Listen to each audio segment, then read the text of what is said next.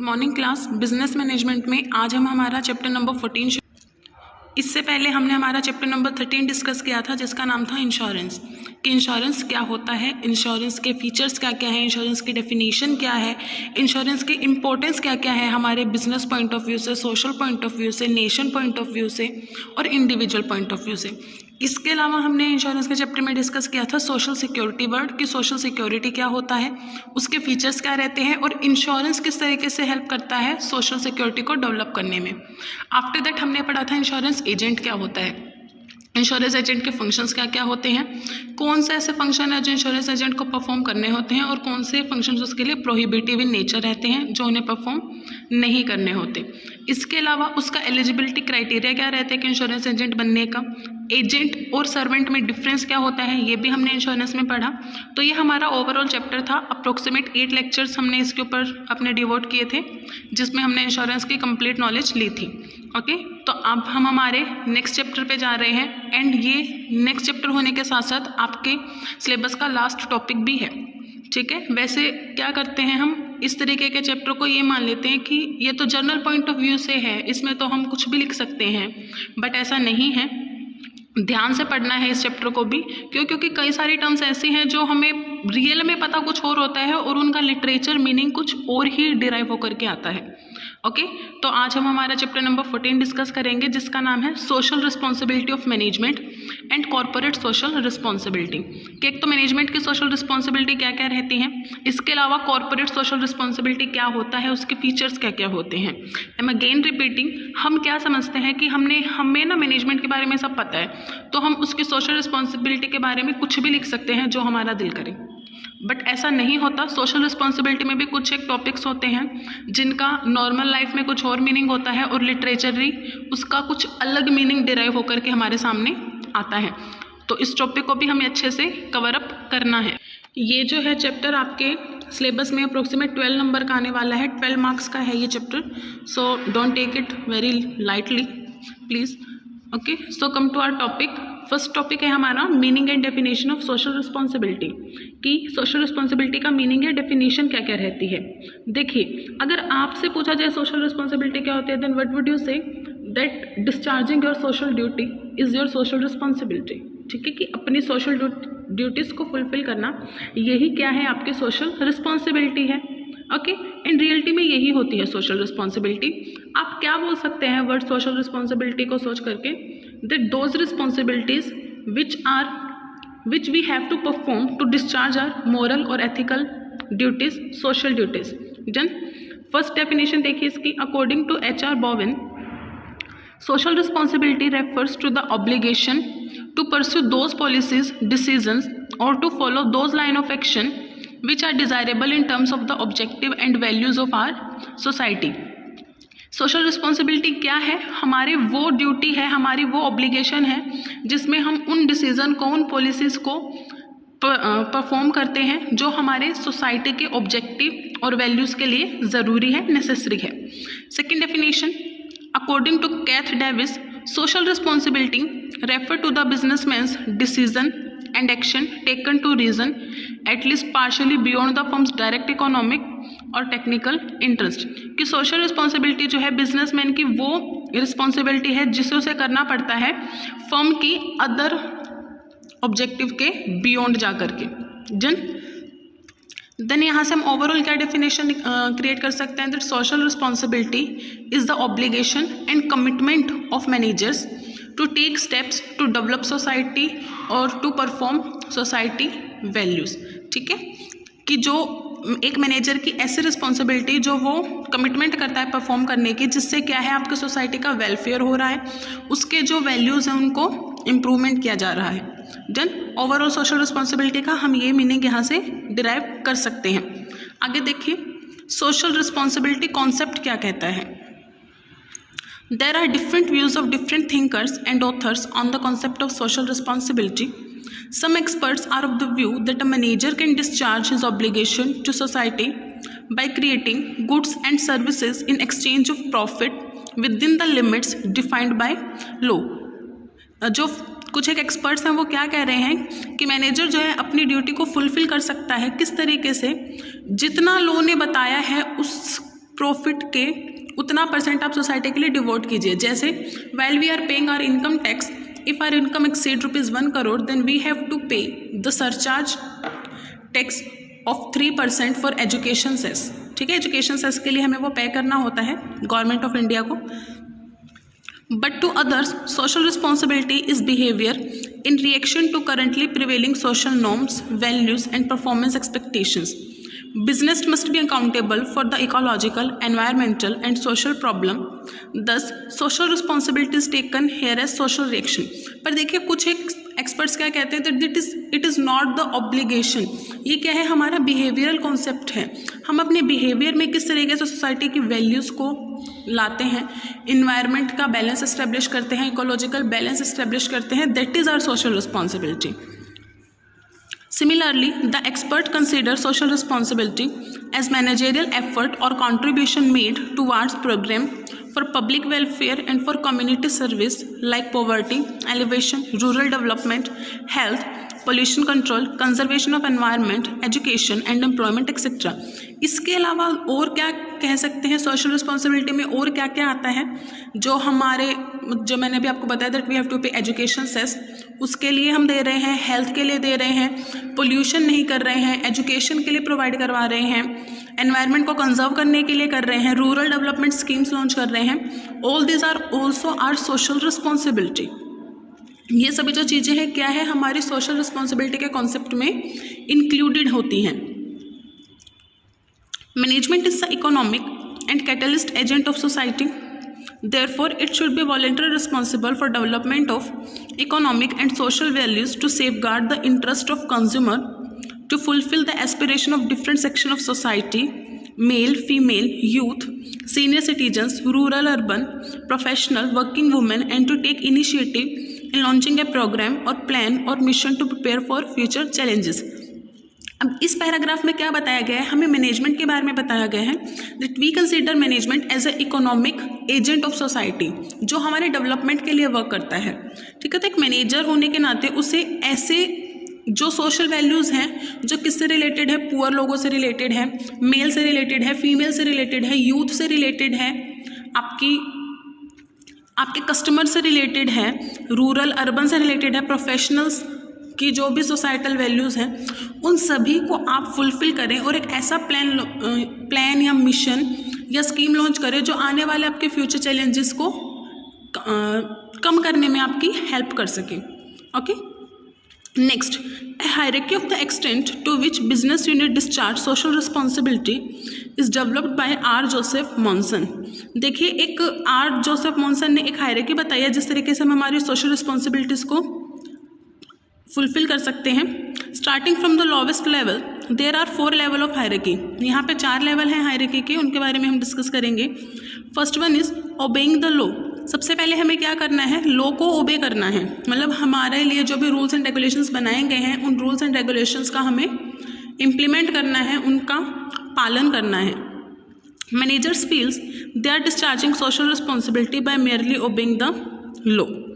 Catering to public expectations, जो हमारे public की हमारे लिए जो भी एक्सपेक्टेशन है या वो जो भी हमसे चाहते हैं उन एक्सपेक्टेशन को फुलफिल करना।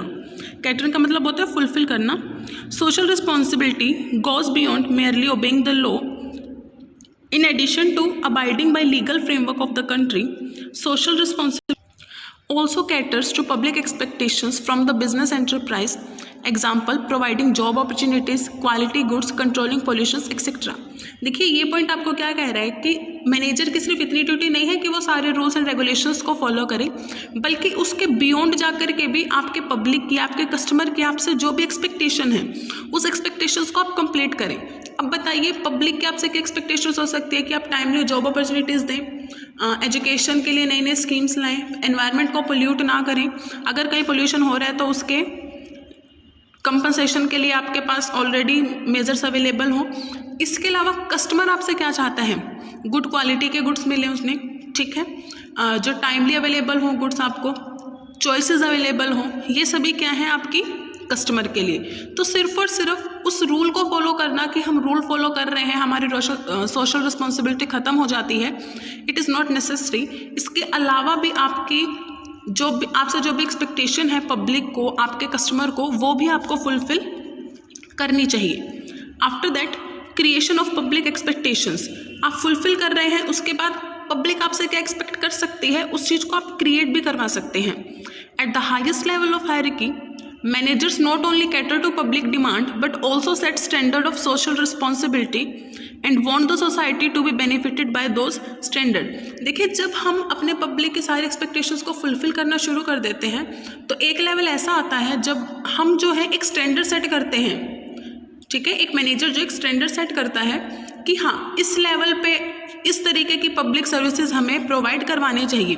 उससे होता क्या है, एक तो आपके सोशल रिस्पॉन्सिबिलिटी का स्टैंडर्ड सेट होता है कि इसके बियॉन्ड होगी तो वो बेटर नहीं काउंट की जाएगी, और जो आपके कस्टमर्स हैं, आपकी सोसाइटी है, उसको उन स्टैंडर्ड्स का बेनिफिट भी मिलता है। बेनिफिट कैसे मिलता है, वो अपने आप को चेक कर सकते हैं कि where we are going to stand, और after fulfilling our social responsibility where are we, ठीक है, कि अभी हम कहाँ खड़े हैं, और जब हम हमारी सोशल रिस्पॉन्सिबिलिटीज़ को फुलफिल कर लेंगे तब हम फ्यूचर में कहाँ जा कर के खड़े होंगे। डन। इसके बाद देखिए, ये तो दी थी आपकी आर जोसेफ मॉन्सन ने। इसके अलावा Robert D Hay and Edmund R Gray identified 3 phases in the development of social responsibility. इन्होंने देखिए कौन सी बताई है। First one is profit maximising management. आपकी मैनेजमेंट कैसी होनी चाहिए जो आपके प्रॉफिट को क्या करे, मैक्सिमाइज करे। In this phase, the only objective of manager is to maximize profit and was seen as vehicle for eliminating economic scarcity। इस लेवल पे क्या है, आपके मैनेजमेंट का सिर्फ एक ही ऑब्जेक्टिव होता है कि अपने प्रॉफिट को मैक्सिमाइज करना है और जो भी इकोनॉमिक में स्कार्सिटी अवेलेबल है उनको ख़त्म करना है। This concept is based on Adam Smiths famous creation wealth of nation.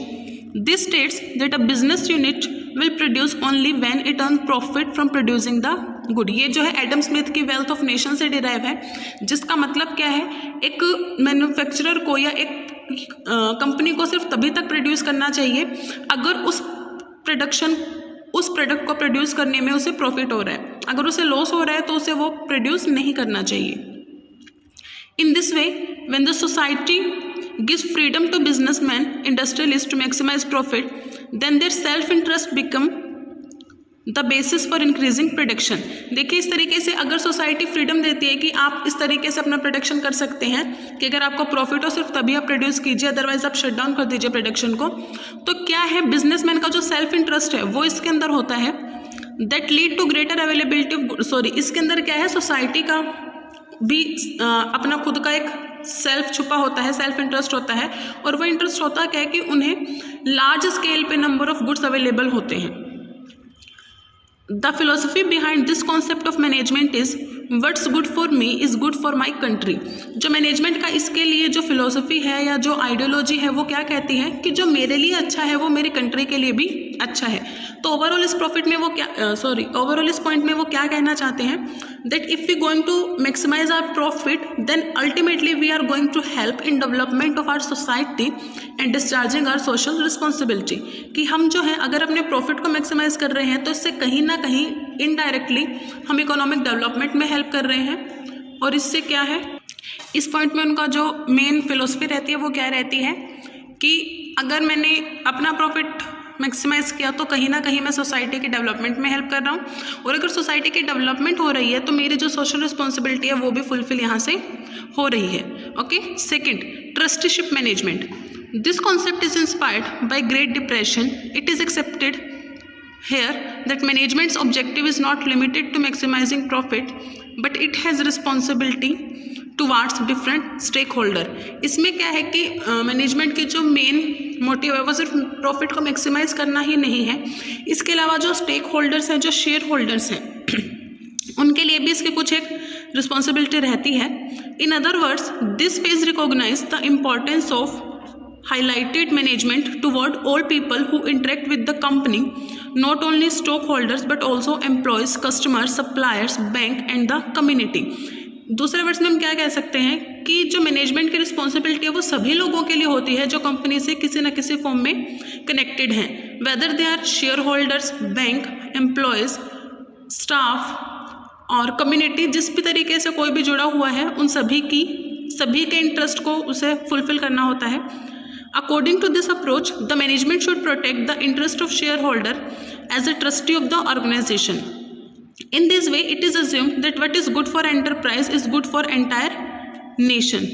ठीक है, इस तरीके से वो क्या कहना चाहते हैं कि वो चीज़ें जो सिर्फ एक एंटरप्राइज के लिए बेनिफिशियल है वो बाकी सारी चीज़ों के लिए भी काफ़ी ज़्यादा बेनिफिशियल है. After that, quality of life management. ये देखिए, this is the most recent phase of development of social responsibility which is different from both profit maximizing management and trusteeship management approach. ये जो अप्रोच है, इन अभी तक हमने जो 2 अप्रोचेस पढ़ी है उनसे बिल्कुल डिफर है. In this phase, in addition to their enlightened management, companies are expected to solve major social issues according to their knowledge of resources. इस फेज में क्या है, हम सिर्फ और सिर्फ क्या करते हैं, कंपनी है उसको जो मेजर सोशल इश्यूज है उनको भी अपने अकॉर्डिंग सॉल्व करने में हेल्प करनी चाहिए. However, rather than simply defining the role of businessman as to provide the goods and services the customer want. मतलब क्या कहना चाहता है वो यहाँ से कि उसे उस तरीके का गुड्स एंड सर्विसेज प्रोड्यूस करना चाहिए जिस तरीके का कस्टमर चाहता है. Primex and Stieber feel that companies should do that within the ethical moves of the society. और वो ये भी कहते हैं कि ऐसा करते हुए ने जो सोसाइटी के एथिकल मूव्स है उनका ध्यान रखना चाहिए. This calls them to produce the amount of product or services that are needed by the society, which in turn benefit both the company and society. अगर वो ऐसा करेंगे तो इनसे दोनों को प्रॉफिट होगा, प्रोड्यूसर को भी और सोसाइटी को भी. क्यों? क्योंकि उसका प्रोडक्ट जो है किसी दूसरे से इग्नोर नहीं किया जाएगा, उसका कुछ भी ऐसा नहीं होगा, ना उसका विरोध होगा कहीं पे भी. Accepting profit maximisation, believing in quality life, thus this approach is based on this notion, what's good for society is good for our company. जो ये वाला आइडियोलॉजी है ये किस पे बेस है कि जो सोसाइटी के लिए अच्छा है वही हमारी कंपनी के लिए भी अच्छा है. Accepting profit maximisation, believing in quality life, the management will not produce and sell goods that are harmful for society. ये नोशन अपनाते हुए, ये फिलोसफी चेक करते हुए कि हमें सिर्फ और सिर्फ अपना प्रॉफिट मैक्सिमाइज करना है, हमें ऐसा काम नहीं करना है जो हमारे सोसाइटी के लिए हार्मफुल हो. Barnett laid focus on the aspect of management that solve the social problem collectively with government. The management accepting this approach is always ready to contribute in upliftment of the society, improve standard of living, bringing improvement in the lifestyle of people. ठीक है, जो management इस तरीके के ideology पे work कर रही है वो हमेशा रेडी रहेगी अगर गवर्नमेंट कोई सोशल डेवलपमेंट के लिए स्कीम लॉन्च करती है उसको इम्प्लीमेंट करवाने में, स्टैंडर्ड ऑफ लिविंग इंक्रीज करने में, इसके अलावा जो लाइफस्टाइल है पीपल का उसमें अपलिफ्टमेंट लाने में, इम्प्रूवमेंट लाने में. It works on the basis of public acceptance and wants, it work to be evaluated by society. ये किस पे बेस होता है कि पब्लिक की जो वांट्स है, डिमांड्स हैं, उसको सोसाइटी के अकॉर्डिंग किस तरीके से एवेल्यूएट करना है और उनकी डिमांड्स को फुलफिल करना है. ये आपका इस पे बेस्ड रहता है. ओके, तो स्टूडेंट आज हमने सिर्फ और सिर्फ 2 टॉपिक किए हैं. फर्स्ट कि सोशल रिस्पॉन्सिबिलिटी का मीनिंग क्या होता है, डेफिनेशन क्या होती है, and second is social responsibility के कॉन्सेप्ट में किस किस चीज़ को इंक्लूड किया जाता है. इसमें हमने एक तो पढ़ा था आर जोसेफ मॉन्सन के अकॉर्डिंग कि किस तरीके से सोशल रिस्पॉन्सिबिलिटी फुलफिल की जाती है या कौन कौन से फेज होते हैं, और एक हमने पढ़ा है Robert H Day and Edmund R Gray के अकॉर्डिंग कि कौन कौन से फेज हैं जो हमारे सोशल रिस्पॉन्सिबिलिटी को फुलफिल करने में हमारी हेल्प करते हैं. Okay, so I am going to wind up my session. Thank you, have a nice day, and if anyone among you have any doubt you can ask freely in our WhatsApp group. Thank you, have a nice day.